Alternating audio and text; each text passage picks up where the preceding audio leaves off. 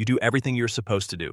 You work hard, you don't buy things you can't afford, you skip the expensive coffee, you put a little bit away every month. And yet, every single year, you feel like you are falling further and further behind. The finish line keeps moving. To understand why this is happening to you, let's talk about a stray cat who just hit the jackpot. Let's say this stray cat manages to save up 100 cans of premium tuna. For a stray cat, this is the ultimate security. It means he doesn't have to scramble in the alleys anymore. He hides those 100 cans safely under a loose floorboard, thinking his future is completely locked in. He has done the responsible thing. He goes to sleep and 5 years pass. When he finally pulls up that floorboard, he breathes a massive sigh of relief. All 100 cans are still right there. No mice got to them. They aren't rusted. He hasn't lost a single one. So he takes a few cans down to the local bodega to buy a warm winter coat. But when he gets there, he gets a devastating reality check.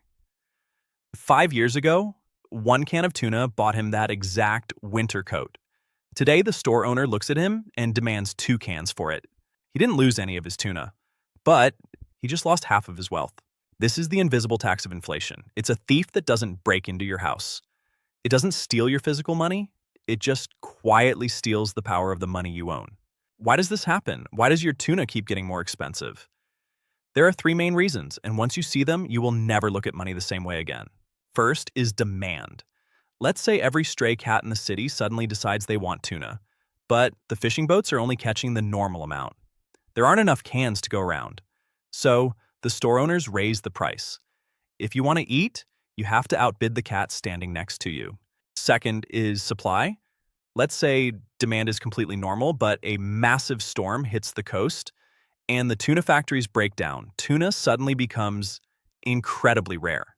Because it costs the factory more to make it, they pass that cost on to the buyer. The price goes up, but the third reason is the most dangerous. It's the money supply.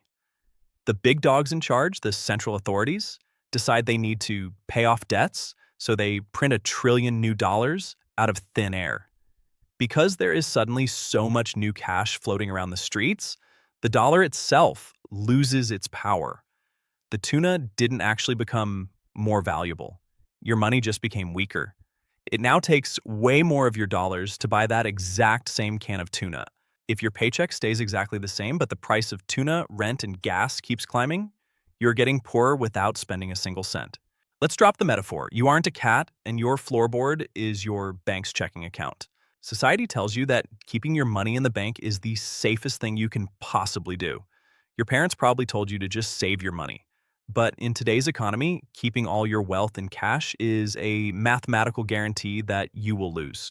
If your bank pays you 0.01% interest on your savings account, but inflation is making life 3, 4, or 5% more expensive every single year, your purchasing power is bleeding out. You are running on a treadmill that is slowly speeding up, and eventually you will fall off. Storing cash is not safety. It is a slow financial death. To beat the system, you have to stop hoarding paper. You have to start owning productive assets. You have to put your money into vehicles that historically grow faster than the price of food and rent. How do you actually do this? You don't need to be a Wall Street genius, and you don't need a massive inheritance. You just need a brokerage account. You download an app like Fidelity, Vanguard, or Charles Schwab. Once you open an account, you do not buy single stocks. Let me repeat that. You do not pick single stocks. Trying to guess if one specific company is going to succeed or fail is basically gambling, and we are not here to gamble with your survival. Instead, you buy something called an S&P 500 index fund. An index fund is a single basket that holds tiny pieces of the 500 biggest, most profitable companies in the United States. When you buy just one share of an index fund, you instantly own a microscopic piece of Apple, Amazon, Microsoft, and 497 other corporate giants. When the economy grows, your money grows with it. If the price of everything around you is going up, it means these companies are making more money, which means your investment is making more money. The historical average return of the S&P 500 is roughly 10% per year. That completely crushes inflation. To do this, you search your brokerage app for ticker symbols like VOO or FXAIX. You buy them, and then you do the hardest thing in the world. You do absolutely nothing. You leave it alone.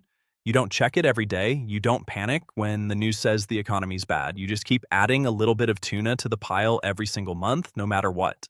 Because this is where the real magic happens. This is compound interest. If you invest $100 and it grows by 10%, next year you have $110. But the year after that, you aren't earning 10% on your original 100. You are earning 10% on 110. Your money starts making money. And then the money that your money made starts making money. It starts slow, but over 10, 20, or 30 years, this snowballs into a massive fortune. The curve starts to point straight up. You don't have to work harder. Your money is out there working for you, 24 hours a day, 7 days a week, while you sleep. The financial system is designed to punish people who hoard cash. The rich know this. They don't keep their wealth in checking accounts. They keep it in assets. They own real estate, they own businesses, and they own index funds. You can spend your entire life complaining about the rules of the game. You can be angry that inflation is eating your savings. Or you can learn the playbook, change your strategy, and climb out of the alley. It starts with your first investment. You aren't behind in life. You just needed the map. Subscribe, and next week I'll walk you through exactly how to set up your account step by step.